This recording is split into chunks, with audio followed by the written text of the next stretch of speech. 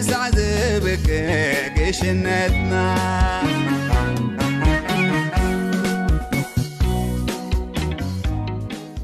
ጸጋን መድኃኒናን ኢየሱስ ክርስቶስ ምሳኻትኩም ይኹን ኣብ ዝተፈላልየ ቦታን ኩነታትን ኮንኩም መደባትና ሃለዋት ሚድያ ኣብ ምክትታል ትርከቡ ኣብዛ ሓለፈ መበል 17 ክፋል ከም ዝረኣናዮ ምስክርነት አንደርያና ጎይታ ብዓብ ክብሪ ከም ዘውጽኦምን ነቶም ኣብ ቅድሚኻ እትረኽቦም ንሳቶም ከኣ ክብሪ ኣቕሓይ ክብረይ ኣብኦም ዝገለጽኩል ደቀዮም ኢሉ ድማ ሓደ በዓል ኣውቶቡስ ከም ዝለኣኸሎምን ናይ እግዚአብሔር ክብሪ ድማ ኣብ ህይወቶም ከም ዝተገልጸን ብተኣምር ድማ ከም ዘውጽኦም ካብ ሳይቨርያ እቲ በዓል ኣውቶቡስ ድማ እግዚአብሔር መንፈስ ቅዱስ ኪዱ ኣብኡ ድማ ክጸንሑ ኻዮም ከም ዝበሎምን እሳቶም ኣብ መንጎ ክልቲኦም ድማ ዓብ ምጥርጣር ንመንነቶም ንኸይገልጹ እቲ በዓል ኣውቶቡስ ብእግዚአብሔር ዝተላእኸ ወይ ከዓ መንፈስ ቅዱስ ዝለኣኸ ምዃኑ ንኸይገልጸሎም መንነቶም ስለዘይፈለጠ እሳቶም ድማ ተቐዳዲሞም መንነቶም ከይገልጽሉ መን ምዃኑ ስለዘይፈለጡ ኣብ መንጎኦም ዝነበረ ምጥርጣርን ግናኸ ብናይ ጎይታ ነገር ወይ ከዓ ብቃላት ኣፎም ኣመንቲ ምዃኖም ከም ዘስተውዓለን እዚ ዝገበረ ኣምላኽ ከዓ ክምስገን ከም ዝግብኦ ድማ ኣዝዩ ከም ዘመስገነን ርኢና ነርና መበል 18 ክፋል ድማ ምስክርነት አንደርያና ሒዝናልኩም መጺና ኣለና ሰናይ ምክትታል ናብቶም ናይ ሕቡእ ጸሎት ኣሕዋት ከብጽሖ ኢሉ ካብ ዘዳለዎ መግቢ ኣምጽኡ ከኣሃበና ድሕሪ ነዊሕ ዓመታት ድማ ንመጀመርታ ግዜ ብግቡእ ቀመማት ዝተኸሸነ መግቢ ረኣና እንተኾነ ግና ክንበልዖ ኣይከኣልናን በየናይ ጎረሮና ክነውርዶ ስለዚ ድማ ንሕና ነዚ ክንበልዖ ስለዘይንኽእል እዚ ንኣሕዋትና ይኹን ንኣና ግና ፈሳስን ልስልስ ዝበለ ነገርን ሃበና ክንብል ሓተትናዮ ንሱ ድማ ኣቱም ናይ ልዑል ኣምላኽ ብሩኻት ስለ ስሙ ብስቃይን መከራን ዝሓለፍኩም ናይ እምነት ጀጋኑ እንቋዕ ደስ በለኩም ኮሙኒዝም ወዲቑ ሶሻሊዝም ፈሪሱ ምድርና ድማ ሰላም ወሪድዋ ማለት እዩ ብምባል እንዳዘለለን ክስዕመናን ክሓቕፈናን ክመጽእ ከሎ ኩላትና ጥራሕ ነፍስና ከም ዘለና ምስራአየ ሰንበደ ኩላትና ንሓድሕድና ከይተሓፋፈርና ጥቓ ኮፍ ኢልና ክንስሕቕን ክንሐጎስን ምስራአየና ከዓ ፈዚዙ ተረፈ ንኸይርኤና ምእንቲ ገጹ ንኸሽፍን ክጽዕር ከሎ ርኢናዮ ድማ ደንገጽናሉ ጎዩ ብምኻድ ከዓ ናይ መኪንኡ ዓቢ መብራህቲ ኣጥፍኦ ብድሕርዚ ድማ ዓው ብዝበለ ድምጺ ንዑ እተው ንዑ ቀልጢፍኩም ናብዚ እተው በለና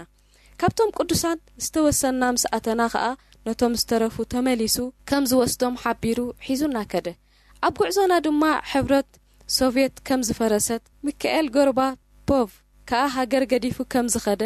ሕጂ ድማ ብዘይ መንግስትን ሕግን ከም ዘለዉ ምስ ገለጸልና በቲ ሰማዕናዮ ሰንቢድና ዓውዒልና በኸና ካብ ገጽና እቲ ኣብ መንገዲ እንሪኦ ዝነበርና ህዝቢ ገለ ነገር ከም ዘሎ ተረዳእና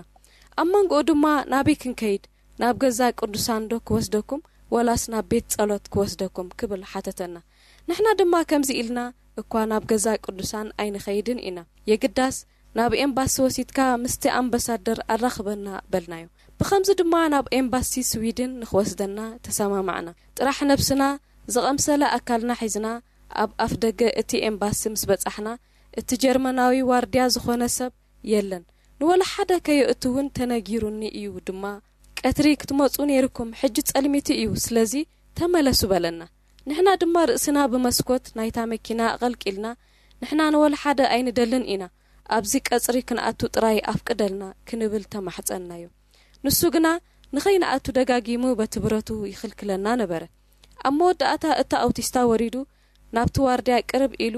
ኣብ እዝኑ ገለ ምስ ነገሮ እቲ ዋርድያ ገጹ ብቕጽበት ተቐይሩ ቀልጢፉ ኣፍ ደገ ናይቲ ኤምባሲ ከፊቱ ኣእተወና እቲ ሓውና ንዓና ምስ ኣራገፈ ነቶም ካልኦት ንምምጻእ ተመሊሱ ከደ ድሕሪ 15-20 ዓመታት ነጻነት ረኺብና ኣብቲ ቀጽሪ ኤምባሲ ኣብ ዝረኸብናዮ ቦታ ተገምሰስና ገሊኡ ኣብቲ ናይ ኤምባሲ መንደቕ ተደጊፉ ገሊኡ ደው ኢሉ እቲ ዝኸውን ዘሎ ሕልሚ ድዩ ጋህዲ ምርዳእ ኣብይዎ ይጠማመት እነደንግጥ ሰባት ኮና ምእንቲ ሓፍቲ ኣብቲ ደቂሳቶ ዝነበረት ቦታ ናባይ ገጻ ግልብጥ ኢላ አንደርያና በጃኺ ቀንጥውኒ እዚ ነገር ሕልሚ ድዩ ጋህዲ በለትኒ ኣነ ድማ ፍሽኽ ኢለ ቪክቶሪያ ሓፍተይ እቲ ኣብ ሳይቨርያ ዝተቐንጠኽዮን ዓይንኸ ዝፈሰስክዮን ዘይኣክል ኮይኑ ድዩ ኣነ ደጊመ ዝቐንጥወኪ ኣጆኸይ ሕልሚ ኣይኮነን ጋህዲ እዩ ኣምላኽ አብርሃም ኣምላኽ ይስሐቅን ያዕቆብን ንሕልምና ናብ ጋህዲ ለዊጥዎ እዩ ኢለ ክምልሰላ ከለኹ እቲ ዋርድያ ነቲ ማዕጾ ብምኽፋት ክልተ ኣውቶቡስ ዝመልኡ ቅዱሳን ሒዙ መጸ ንሳቶም ድማ ኣብ ገጾም ስምባድ እንዳተረድኦም ተጸንበሩና ኣብ ከምዚ ዓይነት ኩነታት ከለና ሓደ ካልእ ናይቲ ኤምባሲ ሰራሕተኛ ዝኾነ ሰብኣይ መጺኡ ንኹላትና ኣዘራረበና ብድሕሪዚ ብሙሉእ ክፍልታት ናይቲ ኤምባሲ ኣብ ደርቢ ዘሎ ኣብ ምድሪ ቤት ይኹን መኻዚኖ ወላ ኣብ ቤት ጽሕፈት ከይተረፈ ብምኽፋት ከም እናኣቱ ገበረና እሞ ካርቱሽ ዝተጠበሰ ድንሽ ካልባሳ ስጋ ሓሰማ ጅር ጮማ ኣምጻልና እቲ ዘምጻልና ምግቢ ንኹላትና እንተዘይኣኸለኳ ንሓድሕድና እንዳተለዋዋህና ንስኻ ብላዕ ንስኺ ብልዒ ክንበሃሃል ምስ ረኣየና በቲ ፍቕርና ተደነቐ እቲ ጥሜት ዘሕረሮ መከራ ድማ ዘንቀጾ ጎረሮና እውን ነቲ መግቢ ከውርዶ ስለዘይከኣለ ኣብ መወዳእታ ዝስተ ማይ ክህበና ሓተትናዮ እሞ ክሳብ ወጋሕታ ክንሰተ ሓደርና እግዚኣብሔር ይመስገን በቲ ለይቲ እቲ ሰራሕተኛ ናብ ዝተፈላለዩ ሰባትን ኤምባሲታትን ብምድዋል ዝተፈላለዩ ክዳነውትን ዘይተሰፍየ ቦንዳ ጨርቅን ኣምጻኣልና ድሒርና ሰማዕናዮ ድማ እቲ ብኣውቶቡስ ዘምጻኣና ሓው ናብቶም ናይ ሕቡእ ጸሎት ኣገልገልቲ ብምኻድ ብዛዕባ ኩነታትና ምስ ነገሮም ልክዕ ከምቲ ጴጥሮስ ካብ ማእሰርቲ ወፂኡ ኳሕኳሕ ምስ ኣበሎም ሃዋርያት ምእማን ዘጸገሞም ንዕኦም ድማ ከምኡ ኮኖም ኣብ መወዳእታ ድማ ካብቲ ዝነበሮም ክዳነውቲ ሒዞም ብምምጻእ ከደኑና እቲ ኤምባሲ ድማ ብሰብ መልአ ብኽያት ንብዓትን ጓህን ተሓዋዊስዎ እቲ ቀጽሪ ተናወጸ ንሳቶም ናትና ስንክልና ጽንዓት ብርትዐ እምነትን እንዳረኣዩ ናይ ምግራምን ኣድናቆትን ብኽያት ይበኽዩ ንሕና ድማ ንዓኣቶም እንዳረኣና ንበኪ በቃ ሕውስውስ ዝበለ ብኽያት እዩ ነይሩ ገሊኣተን ኣሓት ነቲ ዝተወናጨረ ጸጉርና ክጥቕልላናን ክምሽጣልና ነቲ ዝረሰሐ ኣካላትና ክሓጽባና ገጽና ክደርዛን ክስዕማናን ወዓላ ኩነትናትና እንታይ እዋን ተሰሚዑ ኣይንፈልጥን ህዝቢ መስኮን ካብ ወጻኢ ዝመጹ ህዝብታትን ነቲ ኣፍ ደገ ኤምባስን ከባቢኡን ኣጽቢቦሞ ነበሩ ቪድዮ ካሜራን ደረቕን ስእልን ዘልዓሉና ሰባት ብዙሖም መቕጸሪ ኣይነበሮምን ንሕና ድማ ኣብ ማእከል እቶም ዝኸበቡና ህዝብታት ልክዕ ከምዚ ሓንቲ ዘይፈልጥ ካብ ገጠር ዝመጸ ሰብ ኮይና በተን ሕልምልም ዝብላ ዓይንትና ንሪኦም ነበርና ኩርመይ ኢልና ካብቲ ቀጽሪ ከይወጻና ብዓይንትና ጥራይ ንዕዘቦም ናይቲ ከባቢ ድምጺ ናይተን መካይን ሽውሽውታን ናይቲ ህዝቢ ኩነታት በቃ ኩሉ ሓድሽ ነገር ኮይኑና ኣብ መንጎ ድማ ነቶም ከቢቦም ብምግራም ዝርኡና ዝነበሩ እኩባት ህዝቢ ብዛዕባ ኢየሱስ ንምስክር ነበርና ብኸምዚ ዓይነት ኩነታት ንሰለስተ ወርሒ ዝኸውን ምስ ጸናሕና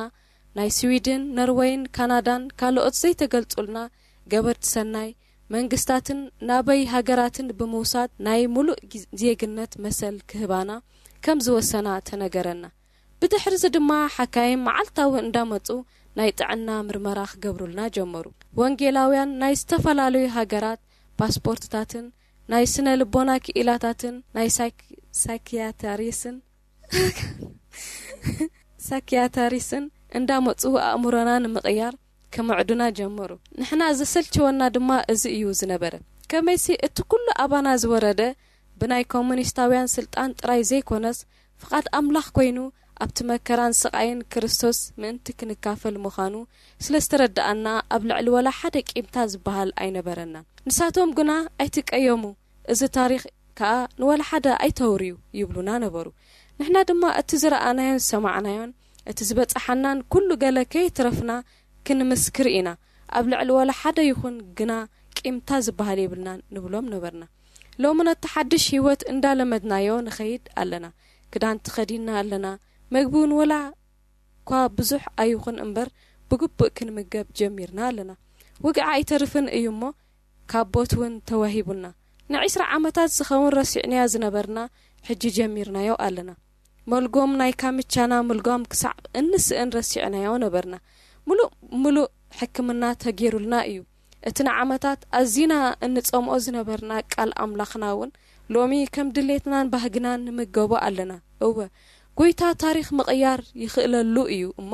ንዓና ድማ ከም ዝገይሩልና ኣሎ ብድሕሪዚ ድሕሪ ሓደ ወርሒ ኣቢሉ ብናይ ሞስኮ ቴሌቪዥን ንሰለስተ መዓልታት ክመሓላለፍ ሰማዕናዮ ዜና ካብ ልቢ ኣህጉይና እቲ ዜና መንነትና ከይጠቐሰ መንግስቲ ሩስያ እሱራት ብነጻ ይፈትሕ ኣሎ ዝብል ኮይኑ ንዓና ግና ኣዝዩ ኣጉሂድና ዝኾነ ኮይኑ ብኩሉ ነገር ጎይታ ይኽበር ከመይሲ እቲ ክሳዕ መወዳእታ ዝጸንዕ ብሩኽ እዩ ተፈጸመ ብምኒና ብንጌራይን ልውጦን كم زي مثلنا عين سبكون ونقيل مكباب رو ربحنا عين قبرون دينا تفلينا إذا سابي كنسنو إلنا بموني تزتوحنا مسترفهم كقبرنا عايز مدري ميتك عبد كن ورسون دينا بإمت عين بركة خلينا